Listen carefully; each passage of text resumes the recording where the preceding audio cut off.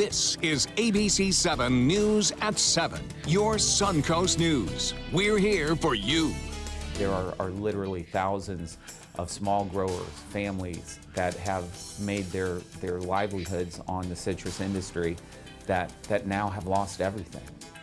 Groves and packing houses are closing their doors at the end of the citrus season. Unfortunately, some of them may not reopen. Greening disease continues to take a huge toll on Florida's citrus industry. So what can be done to help keep these businesses viable? And is funding going to the right people who can make a difference? Good evening, everyone. I'm Alan Cohn, and welcome to ABC 7 at 7. We'll have more on citrus greening coming up, but first, our top 7 stories at 7, and we begin in Bradenton, where police are launching a new program utilizing a technology that is becoming increasingly widespread. You see them all over London and New York, and now Bradenton, security cameras. The program is called Safe Cams. Residents and businesses across the city are being asked to register their surveillance systems with the department. Officers will be able to know where they can turn to gather video evidence when a crime happens. Police say cameras can be crucial in solving cases. We are more than happy to share our surveillance cameras with the police and law enforcement.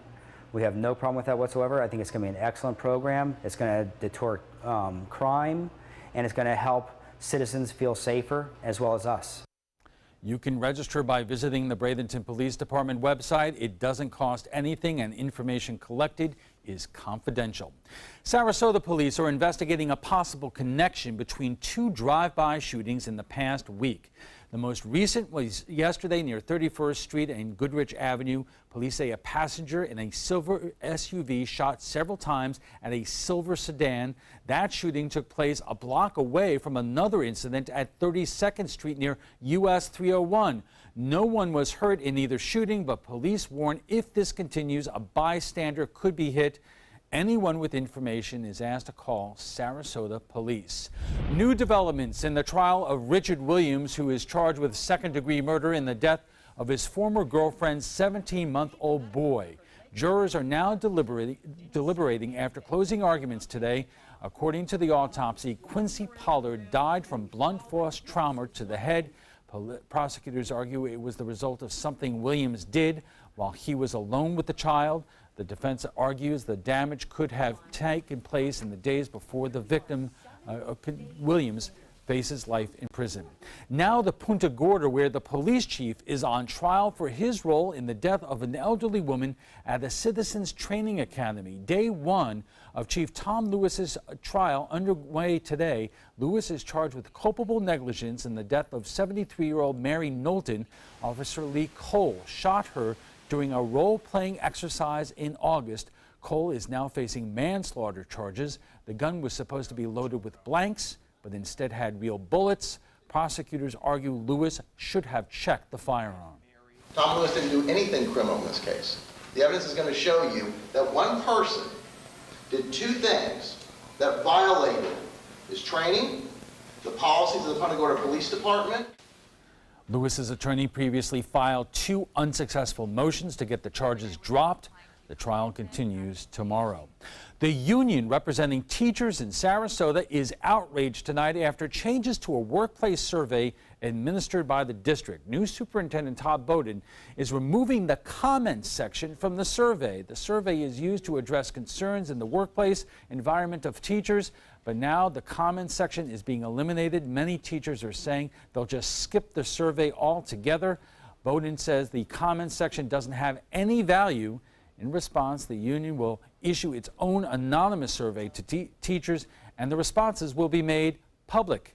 A charter school in Manatee County is recruiting teachers from nearby public schools. The Manatee School for the Arts is sending out letters to teachers with the highest middle school math rankings. The head of the teachers union says educators could jump ship, particularly after recent contract negotiations left them paying more for health care.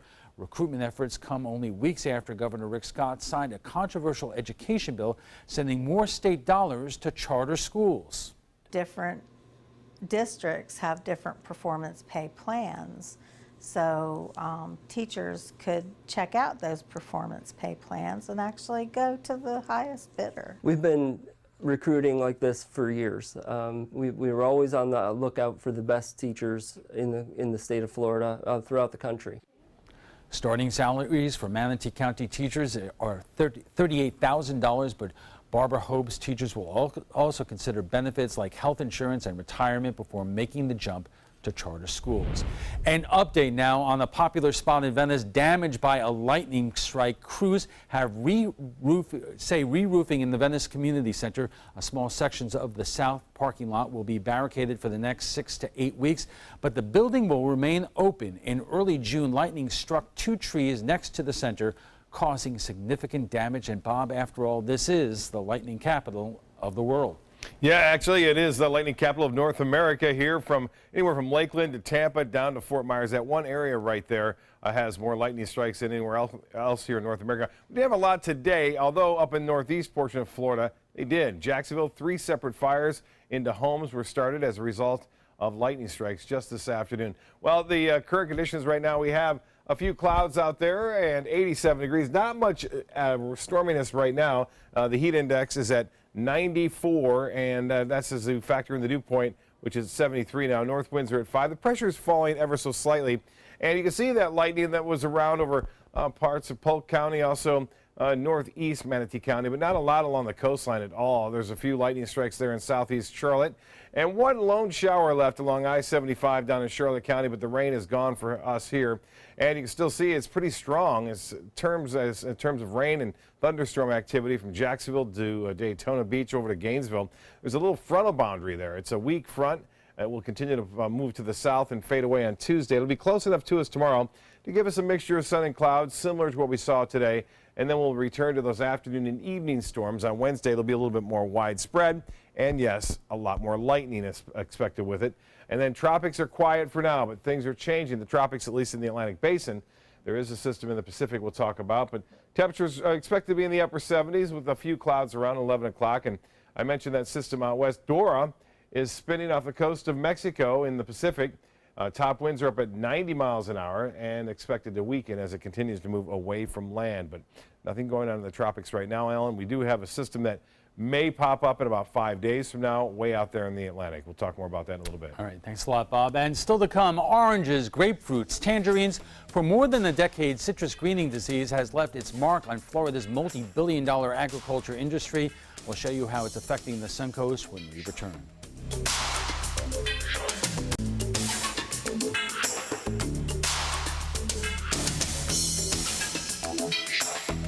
A promise was made.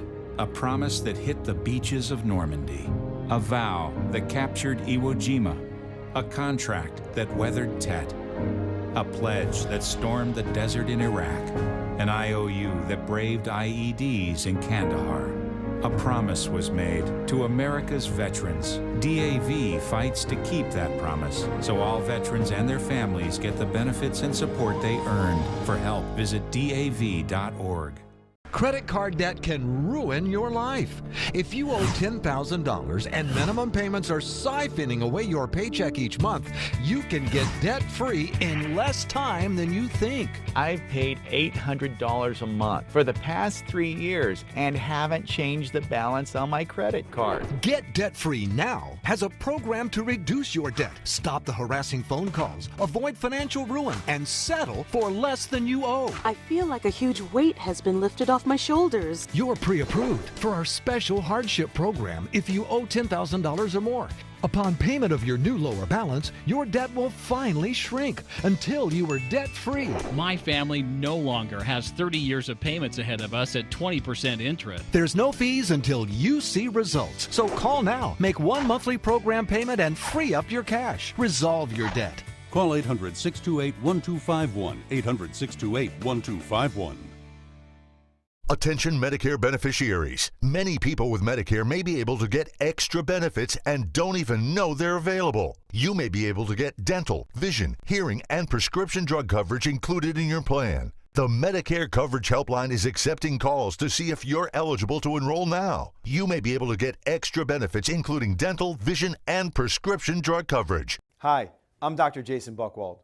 Making sure you go to the doctor and taking all your medications as prescribed can help protect your health. To make it easier, you may now be able to enroll in a Medicare Advantage plan that includes coverage for dental, vision, and prescription drugs. Help protect your health by choosing the right plan for you and get all the benefits you deserve. Call to see if you may be able to get extra benefits, including dental, vision, and prescription coverage. Don't delay. Call to see if you're eligible to enroll and may be able to get extra benefits now. Call 800-711-7200. That's 800-711-7200. ABC7 News at 7, weeknights. What kind of impact has citrus greening had on Florida's citrus industry? Well, consider this. In 2000, there were 106 packing houses in Florida. This year, 26. ABC's Adam Cellini joins us with more. Adam. Yeah, Alan, even though over $200 million have gone towards citrus research in the last decade, this is a billion-dollar industry, and many are barely hanging on while we still wait for a cure. I always liked these old groves. Through the early 20th century, Manatee County was a top citrus producer in the world. But it wasn't oranges, rather grapefruits from the Atwood Grapefruit Company's 96-mile-long groves that received global acclaim thanks to the shipping capability of their Palmetto packing house. These were seedlings, which means they planted the seed and these grew. These trees, you can see the ladders, I mean, huge trees. Over time, development squeezed the citrus groves until there was no longer enough supply for those packing houses to operate. Over the years, we've seen a lot of consolidation, and the packing houses have slowly, or in some cases, some areas quickly disappeared. Mixon Fruit Farms is Manatee County's last remaining citrus packing house, and their facilities are only quiet right now because the fruit is out of season.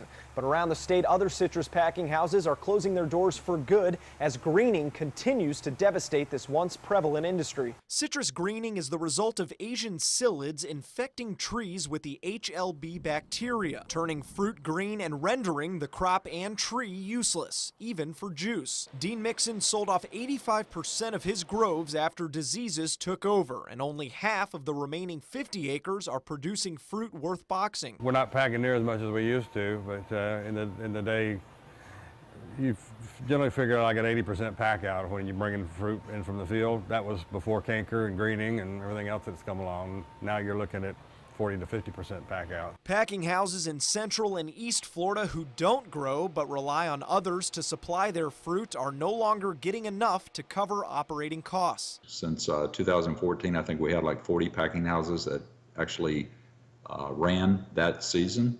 And this season, we had 26 that actually opened and ran fruit. More than $200 million have gone towards citrus greening research from the state and federal government, including $8 million lawmakers like Bill Galvano fought to approve in this year's state budget. The impacts of greening are affecting every corner of our economy. But the industry is growing anxious, still waiting for that funding to produce something practical. Galvano is measuring progress from a different perspective. A few years back, we had maybe 150, 160 different potential programs that we were looking into.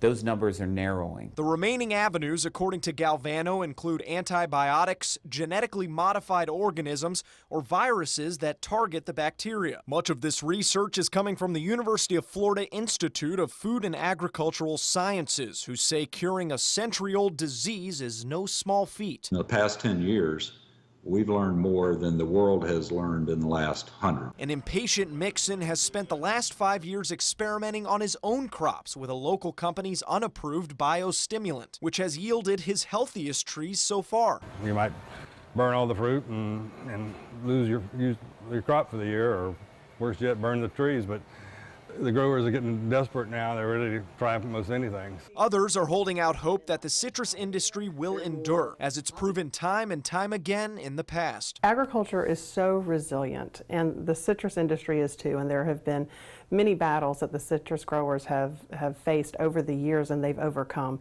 And I think this is just one more, a trying time for them, to overcome. And Alan, another way these growers and packing houses are trying to survive during this period is by diversifying, growing tangerines, olives. Even the Mixons are planning to start experimenting with bamboo in their fields. Okay, thanks a lot, Adam. And still to come, two of the best known local growers join us with what impact citrus greening is having on their livelihood when we take it to the trapezoid. Attention, Americans eligible for Medicare. Are you getting all the benefits you're entitled to? Did you know there may be money available to lower your medical prescription costs? Call Health Markets and we'll tell you if you qualify. Hi, I'm Dr. Martin Jeetsi. It's a new Medicare year. That means more changes and more confusion. The key question is, what can you do now to ensure you get the care you need in the coming year? Call Health Markets today. You may qualify to save money on prescriptions. We'll help you find plans that may cost less, cover more, and could even lower your prescription costs to increase your savings. We help you find all the benefits you're entitled to, and we do it at no cost. Make sure you have what you need to get the care that's right for you. Find out if you qualify to receive extra help with your prescriptions. Call the number on the screen now. Representatives are standing by.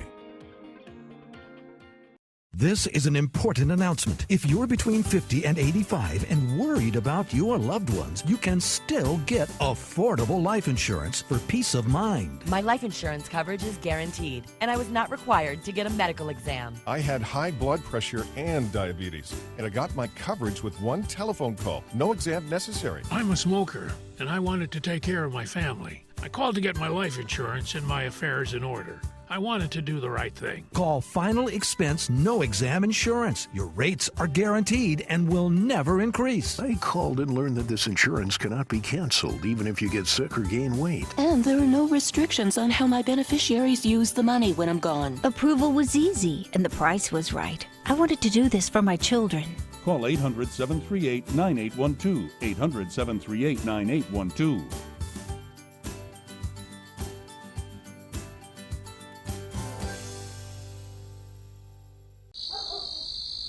We've all heard how military veterans adjusting to the civilian world may have certain issues.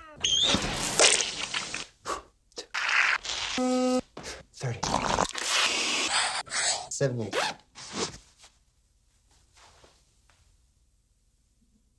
If only everyone had this issue.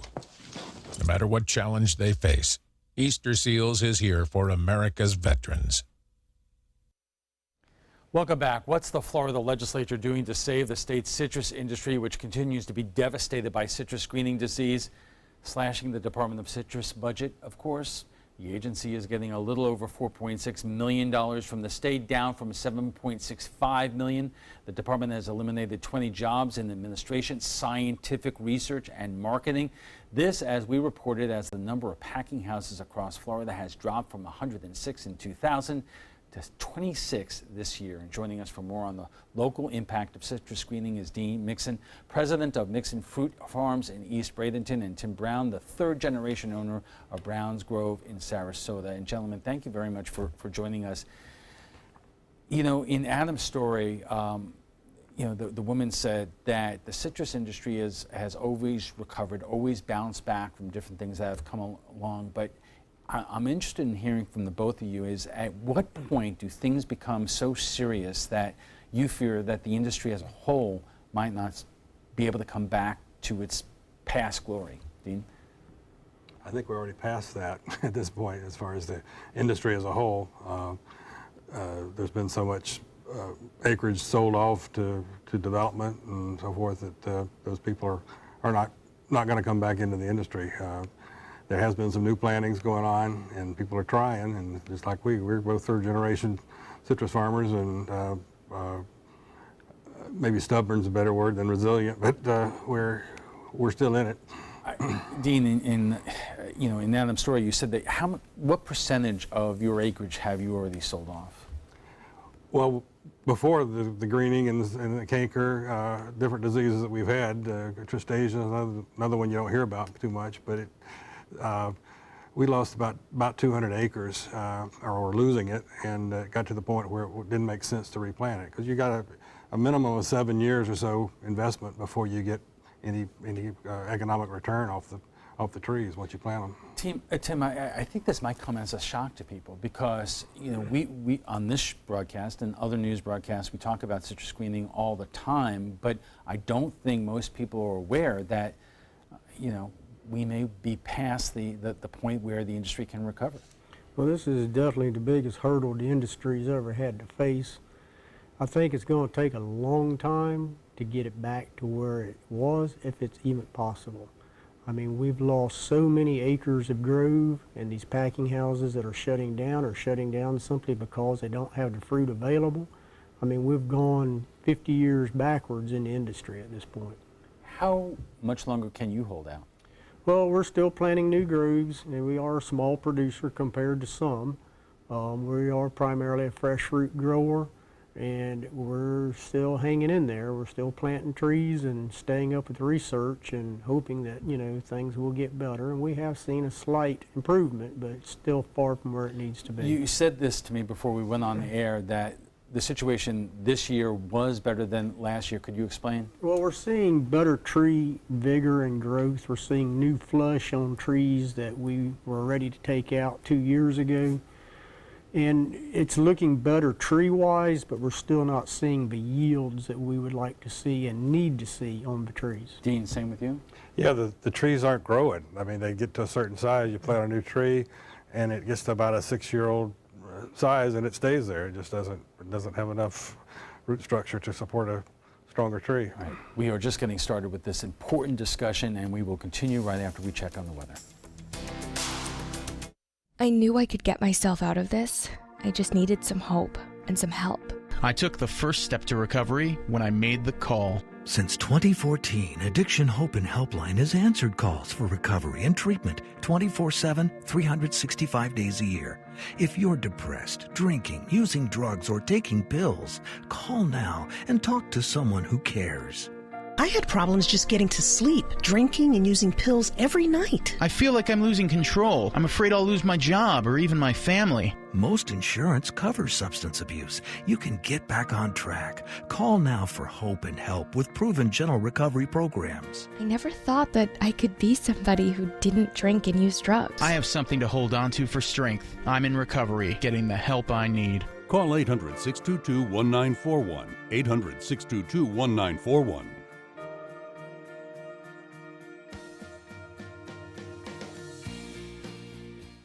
There was this big bruise on my friend's face. I didn't want to see it. I didn't want to think her own nephew could have hit her. I didn't want to see it. My mother's bank account was emptied, and a caregiver had taken control of it. I didn't want to see it. My father's refrigerator. There was hardly anything in it. That's unusual for him. It's tough to see that a senior citizen is being abused, physically, emotionally, sexually, or financially. Elder abuse is a crime. So see the signs. Stop the crimes. I am the resident district manager on the FAU campus for Chartwell. Whenever I see Haley, I do not see a person with a disability. I see a person with extraordinary abilities. Haley is always smiling. She's always on time. She gives fantastic customer service and is always focused on any job that she's given. Hi, this is Dan Marino. When your business recruits people with disabilities, everybody wins. To find out how, go to disabilitieswork.employflorida.com. Ever since I can remember, I've been intrigued by industrial design and the optimization. Wait, that's passion?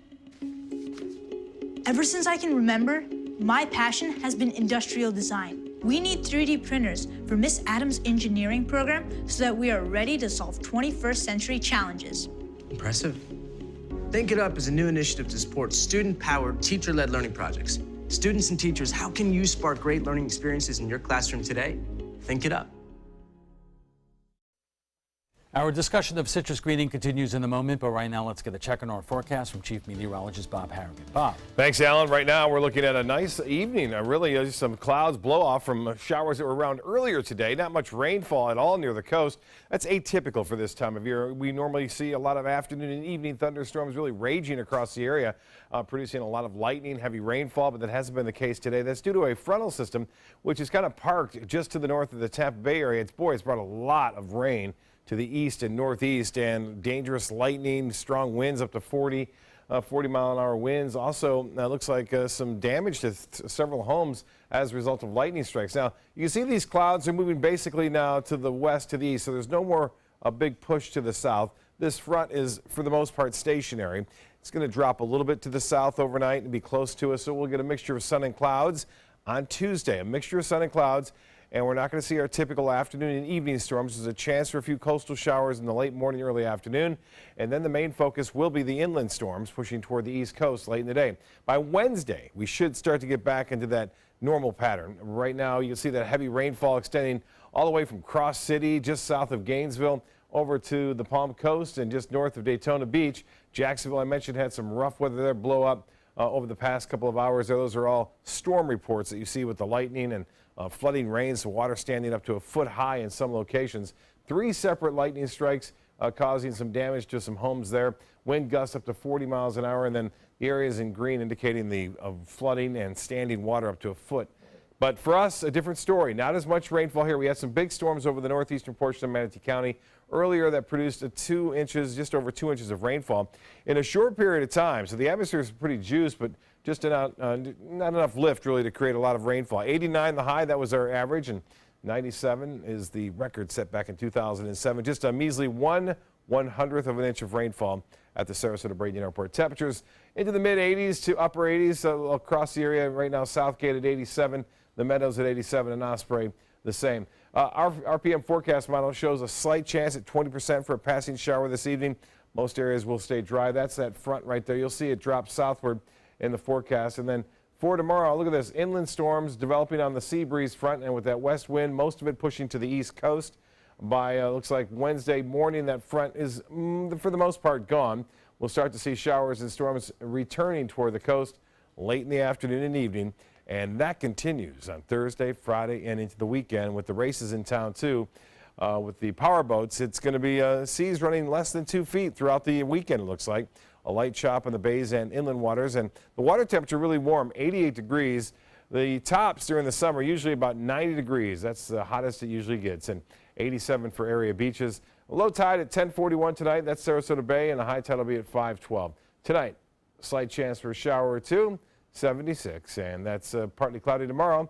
40% chance for late morning, early afternoon storms scattered about, and then mainly inland in the afternoon, high of 89. The extended forecast calls for better chances for those typical afternoon storms right through the weekend. Al will be back right after this. Stick around.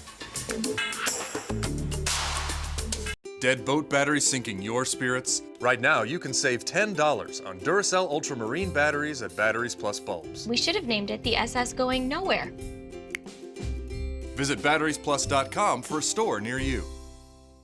I'm calling in regards about my mother, and I'm here, and I just want to thank you because it saved my mother's life yesterday, and I'd like to know the names of the people that came in and saved her. It's a wonderful thing. Thank you. With Life Alert, one touch of a button can get you help fast. For a free Life Alert brochure, call 1-800-990-3613. That's 1-800-990-3613. Call now, 1-800-990-3613. That is a pretty good breakfast. You're not even eating. Not hungry. No? Why not? What's up? Kath and I knew that Jenny had been partying a bit. Found out she tried heroin.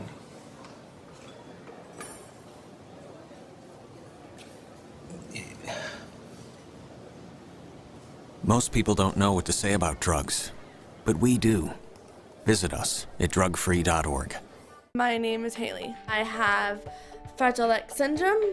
I work with Chartwells at Einstein's and FAU. I like being up front and interacting with students. The students are very nice and very hungry. Having a job is a big ticket for independence. Hi, this is Dan Marino. When your business recruits people with disabilities, everybody wins. To find out how, go to disabilitieswork.employflorida.com.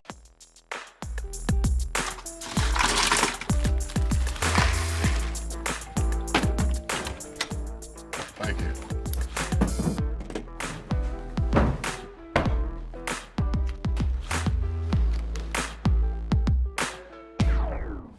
You got a king? Go fish! It only takes a moment to make a moment. Take time to be a dad today. I'm Alan Cohn. Privatizing our skies. Air traffic control is in the hands of the government, but President Trump wants that change. Find out how it could affect our local airport. Tomorrow on ABC7 News at 7, your Suncoast News. We're here for you. Welcome back. If you're just joining us, we are discussing the devastating impact of citrus greening on groves across Florida and how the distribution of funding could affect the future of citrus farming in our state. And our guests join us tonight are Dean Mixon of Mixon Fruit Farms and Tim Brown of Brown's Groves. A couple of things I want to get into. Number one is a question of whether there is a domino effect. We talked about the fact that the decline in the number of packing houses from 106 in 2000 to 24 now. There's a quote from a gentleman from the Haines City citrus grower saying that you don't have enough fruit to efficiently run the plants that we have. So the question becomes is if your supply of fruit is less than it was, are these packing houses and distributors going to be run out of business? So if we do eventually solve citrus greening, you might not have the infrastructure to allow the industry to come back. Dean? Well, the bigger houses have a set fixed cost, and they've got to run a certain amount of volume to make it worthwhile. And they've got the people and the employees that they're trying to keep going. And when they can't get enough fruit, then it definitely has a domino effect in those economies. The smaller houses like ourselves, we got a little bit more leg room to play with as far as we can back off and still maintain our equipment and have that capability to move back into heavier volume that we used to have 10, 12, 15 years ago. As Adam reported, you are diversifying to what different kinds of fruits and crops? Ourselves, we haven't done anything as far as the packing house is concerned. We are trying, like you said, the bamboo is one of the things we've done. And I know a lot of the packing houses are running blueberries, or running peaches and different crops, pomegranates, another thing I've heard. And so a lot of people are trying different things and trying to keep their grows in agriculture. Tim, what we've heard recently is that there, amongst growers, there is concern, if not a little anger, in terms of the state, that they are putting money into research in terms of how to combat citrus greening, but they are not putting enough effort into helping the growers survive until we can conquer the disease. Well, we're faced with grower cost 3 to 4 times what it was 10 years ago, just to keep the trees in good health. And we're not seeing any government help as far as what our cost is as growers to stay on top of things. What have you done to try to talk to state legislature tours about this? Well, we've tried to talk. I think Dean has talked with Vern Buchanan and a few others, and it's just a big domino effect that it's just not happening. We need more support to the growers. Research is great, and we definitely need research, but the growers need help too. Well, there are two aspects of that. Vern Buchanan, when you talk to him, you're talking about federal money, and when you're talking about budgets in Washington, they're pretty tight these days, and it's also a regional thing that you would have to get legislators in other parts of the country that are not as concerned about citrus to put up money. If you're talking about the Florida legislature, this is a statewide emergency, is it not? I mean, is the legislature in Florida doing everything it can do for growers? Well, I think there's a lot more they could do. One of the things that we'd like to see is maybe help us with, if we want to experiment with something, maybe that hadn't, instead of doing it all through the research facility, help offset the cost of the material and let us try it. Set aside a few acres here and there and try it in that area and just see. We're willing to, at this point, we're willing to try anything. So, but we're not seeing it. It's all being funneled through the research. Just like you hear with cancer and experimental drugs, people want tests and on the local level so they could try to get help because when people are desperate for that. I guess what's so surprising to me in listening to both of you talk is growing up, no matter what part of the country you're from, you know that Florida is the citrus capital of the country. And if you're talking about companies, whether it's growers or distributors who are so affected by this, if the industry is not here, where's it going? Well, the industry, unfortunately, is going to go to other states. I mean, California and foreign countries. I mean, that's why it's so important that we stay on top of this in Florida to rebuild the industry and get the government monies where they need to be. And Dean, you've gone to California and looked at the operations out there. I've been out there quite a few years ago, and they've always had the beautiful fruit on the tree, because they don't have the wind and the rain and the humidity that we have here, and so they can grow a much more beautiful fruit. We always say, if you want beautiful fruit for the center stand, you buy your stuff from California, but you want to eat something good, get it from Florida. So. Talking about two different pieces of fruit, totally. Well, so it's just not the same. Also, in the grocery store, what we see more often than not is fruit from South America. Is citrus greening impacting fruit from South America, and are you concerned about the industry moving south? Dean? I'm concerned about the quality that the consumer is getting from some of that fruit, because they don't have the regulations and rules and environmental issues that we have to deal with. And there's no real quality check on that fruit coming in, that people really don't know what they're getting. Right.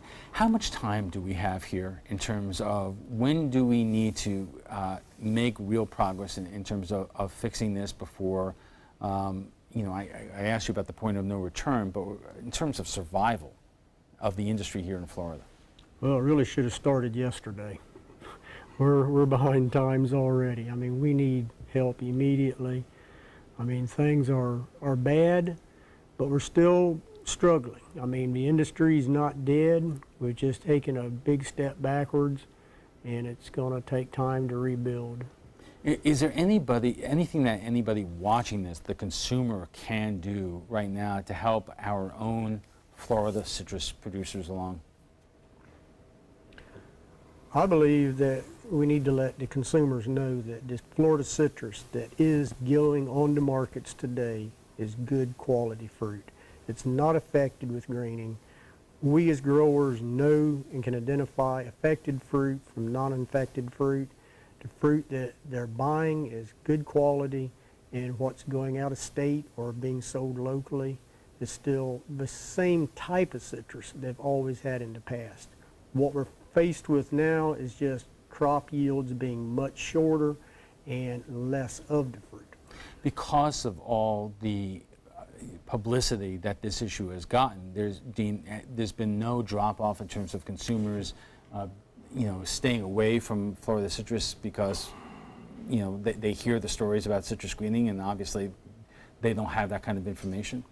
I don't feel like that's the biggest thing that's holding it back. It's just the environment has changed. People with NAFTA, we got all these other fruit coming in all through the citrus season. And in years past, especially in the north, citrus and apples and bananas probably about the only fruit that you had. Right. But now you got grapes and watermelons and peaches and everything year round, and those are easier to eat fruit. People I don't want to say they're lazy, but they don't have as much time, so they're not, citrus has to be peeled and prepared.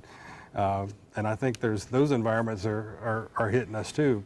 Well, I mean, from that point of view, have some of the major supermarkets undercut Florida citrus producers by bringing in so much of that foreign fruit?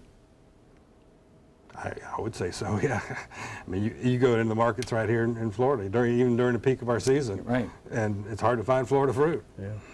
And it upsets me. It's always upset me that we got more California and Mexico and different fruit in the market than what we have right here in Florida. We have less than a minute left in this segment, but how are we looking for next season? Well, I think we had an improved season with tree growth and vigor this year. With the bloom that we're seeing, we're not got the yields that we should have. So as far as boxes on the tree, I don't think we're a lot better off than we were last year, but the tree health does seem to have some improvement. That is good. We will take a quick break, and when we return, we'll have final thoughts from our guests on citrus screening, so stay with us. The Furniture Warehouse. Save big during the 4th of July clearance and pay no interest for 48 months with same-day pickup or next-day delivery. This special purchase double reclining sofa for only $4.99. This special purchase white Florida bedroom for $5.99 and the matching nightstand is free. This special purchase Serta Perfect Sleeper Queen set for $3.99. Exclusively at the Furniture Warehouse in Sarasota, Bradenton, Venice, Port Charlotte, and Ellington. And save big. This Sarasota Powerboat Grand Prix Minute is brought to you by Sarasota Ford. The Sarasota Powerboat Grand Prix was first organized in 1985. What began as an annual beach picnic for local children with special needs has expanded into an 11-day festival with the races televised to more than 100 countries. The entire festival is produced by Suncoast Charities for Children. The Grand Prix not only generates revenue for charity, but also a significant economic impact. Last year's event generated an economic impact of $37 million.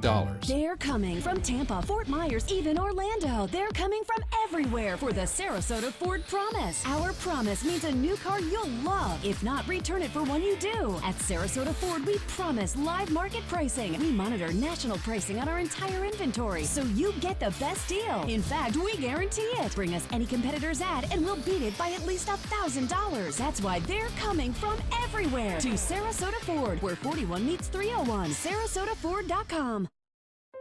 I am powerful beyond my wildest imagination. I will define my future. I will keep challenging myself to improve. Because I am a future leader of this great nation. I will make a difference in my community. I will not settle for simply chasing my dreams, I will achieve them. Because I was given a chance. An opportunity. At Family, Career, and Community Leaders of America. The ultimate leadership experience. Join us.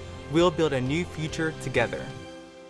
Check out My Suncoast Dining on mysuncoast.com, your guide to the foodie lifestyle. ABC7's own Chef Judy serves up her favorite recipes, cooking tips and trends, dining blogs, step-by-step videos, and Suncoast Restaurant Guide. You'll find it all at mysuncoast.com/dining. Welcome back. When our state and federal government sets aside funding for citrus screening, it most often goes to researchers instead of those who depend on growing for their livelihood. What more can be done to help those in the citrus industry? Our guests join us right now for final thoughts. And Dean, let me start with you. What more can be done right now? I think the research is great, but we got to be able to have some funds to go into the growers to help the growers out. Else the economics just aren't there for the growers to stay in business. And we talked on at the outset that amongst the monies that the state has cut for this year is marketing, but you can't market what you don't have. Exactly. Yeah. Why spend money on marketing when you can spend it somewhere else more efficiently? Tim, if you could talk right now to influential state legislators and even the governor, what would you say? Well, I would let them know that, this is a serious situation, and if we are going to continue to have citrus as the state #1 crop, we've got to have government money to help the growers. Have we handled this as the emergency and the crisis that it obviously is? I believe they have, but I don't know if they're hearing what we're saying. The growers have shouted out for several years now, but it's just the industry is getting smaller and smaller. What specifically have you shouted out to them? Well, we've let them know that the citrus industry is just diminishing. Just a sign that so many packing houses have closed up, is a sure sign that the industry is going away if we don't get the help that we need. All right. Gentlemen, thank you very much for joining us tonight. I wish you both the best of luck, and let's hope that you have a good crop next year.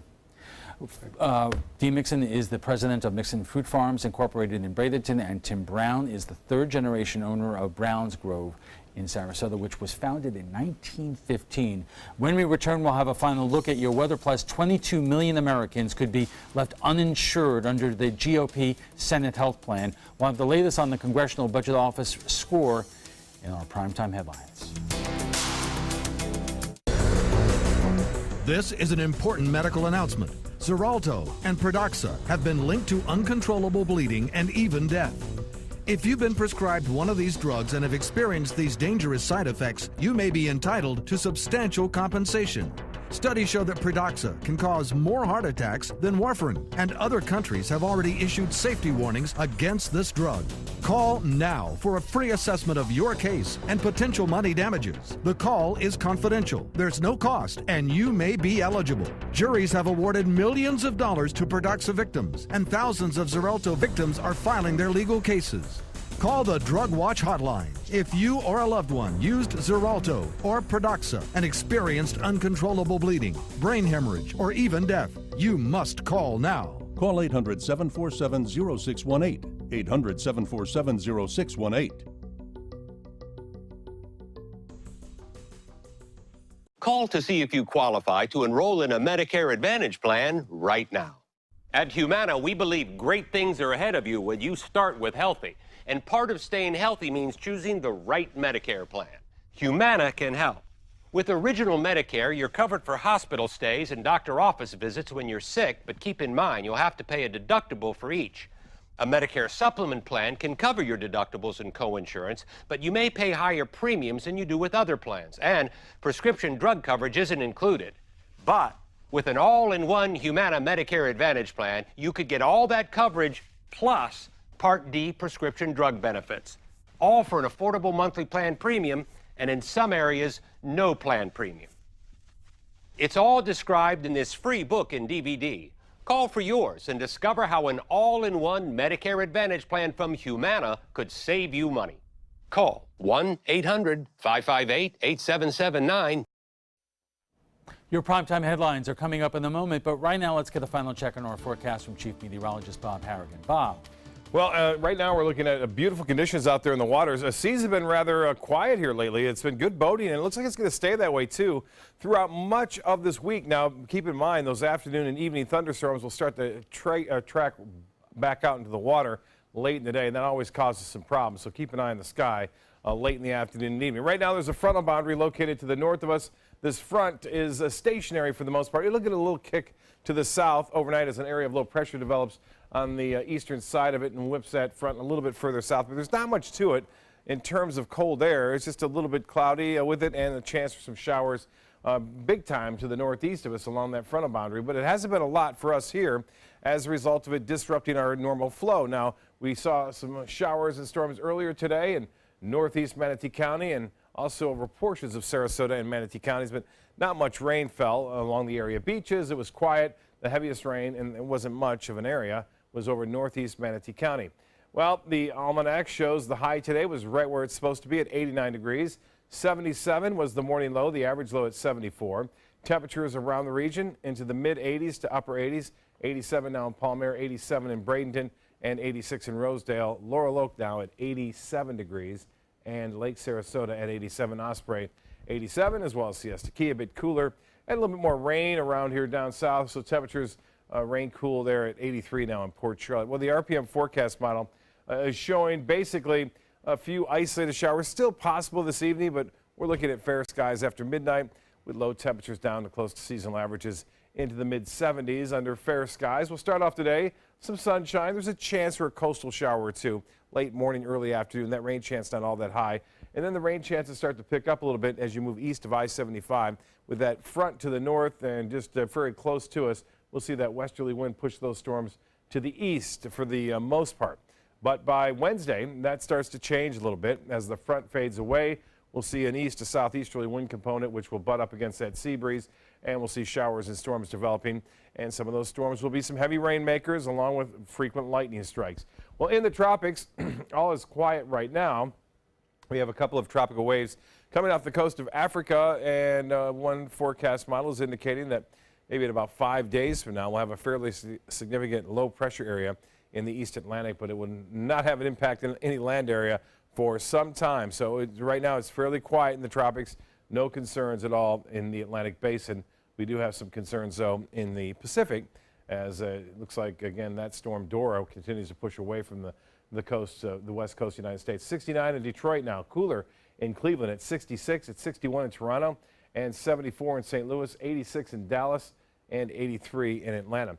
Well, the national satellite and radar picture is looking like this. We are looking at that frontal boundary to the north of us, and notice these clouds here moving basically west to east. there's a little push of some cooler air. That's that cooler air that's moved into Ohio, Michigan, Indiana, and Illinois. And as far as the beach and boating forecast, it looks like this. Winds will be out of the southwest, turning to the northwest at 5 to 10 knots. And seas will be 1 to 2 feet with a light chop on the bays and in the waters. The extended forecast looks like this. Good chances for storms all throughout this week and into the weekend. Al will be back with primetime headlines right after this. Tomorrow at 5 on ABC7's Good Morning Suncoast. Hello, I'm Jacqueline Matter. And I'm Ray Collins. The Baltimore Orioles are hosting youth baseball clinics for young players on the Suncoast. We'll tell you what minor league talent is set to appear at those clinics tomorrow on Good Morning Suncoast. John? Our rain chances are going up. We'll talk about the possibility of some heavier rain as we head into the weekend, bright and early tomorrow. Tomorrow at 5 on ABC7's Good Morning Suncoast. We're here for you. My name is Luke Perry, and I am 1 million strong. I'm in the fight against colorectal cancer because I believe we can win it.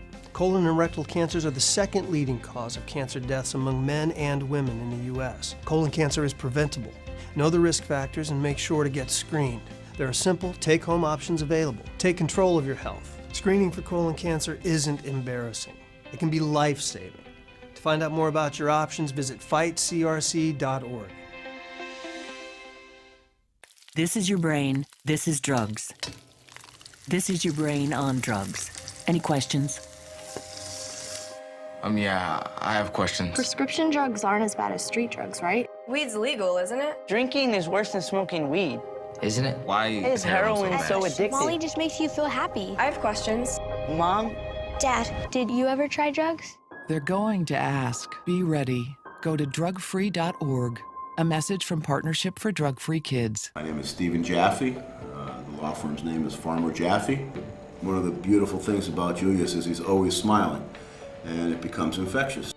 The fact that Julius has a disability has absolutely nothing to do with the quality of work that he's done. Just a great person you want on your staff. Hi, this is Dan Marino. When your business recruits people with disabilities, everybody wins. To find out how, go to disabilitieswork.employflorida.com. Here we go. We're gonna go out there in the rain. It's gonna get wet. All right, here we go.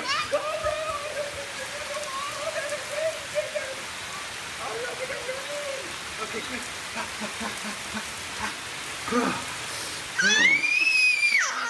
Oh yeah, yes. So much fun. Mwah.